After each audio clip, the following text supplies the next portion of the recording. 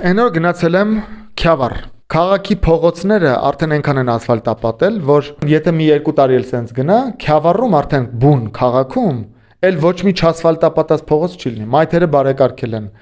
Հրապարակը բարեկարգել են։ Հաճույք է այդ քաղաքում։ Ուղղակի ես ուզում եի այդ քաղաքում մնալ մի քանի օր, ուղղակի զբոսնել, բայց կարա ինձ որևէ մեկը բացատրի։ 20,000-անոց քաղաքում չկա ոչ մի խելքը գլխին հյուրատուն։ Ժորժ ջան, չկա Քյավառում, ես հիմա չգիտեմ դեռ նույնիսկ ում դիմեմ։ Չկա Քյավառում ոչ մի հատ օրավարձով բնակարան։ Ես դա ասում եմ ամենայն պատասխանատվությամբ։ Եվ ուզում եմ մի բան հասկանամ։ Այ ո՞նց է, որ ամբողջ Հայաստանի Հանրապետությունում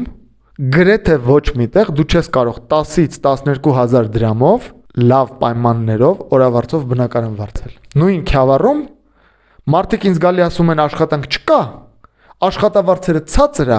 եւ այդ ցածր աշխատավարձերի մեջ օրինակ նշում են 150,000 դրամ, հələ ավելի ցածր 100,000 դրամ։ Մարդիկ պատրաստ են 100-150,000 դրամի համար աշխատել, բայց մարդիկ իրանց տներում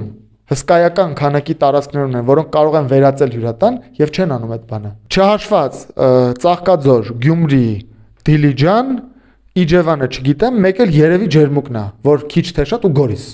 Այսքանը։ Այս հիմնական մի քանի քաղաքներ կան, որտեղ մի քիչ կարելի ասել ինչ որ տուրիստական շարժ կա եւ ինչ որ մի քիչ ծառայությունների ոլորտը կա։ Եղբայր, ես Երևանում եմ ապրում։ Ես ուզում եմ ամառը մի քանի օրով գնալ ապրել Գավառում։ Չկա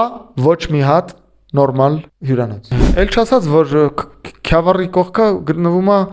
Հայաստանի ամենակարևոր հուշարձաններից մեկը։ Նորադուզի 5 գերեզմանը։ Դուք գիտեք ինչքան մարդ կա, որ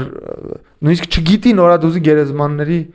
5 գերեզմանների գոյության մասին։ Հայկական խաչքարերի ամենամեծ հավաքատեղին է։ Գառնի տանում են, Գեղարդ տանում են։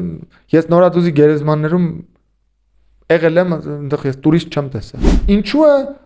բնակչությունը պակասում, որովհետև բանակ աշխատանք չկա, խելք չկա, խելք եթե լինի, աշխատանք կլինի։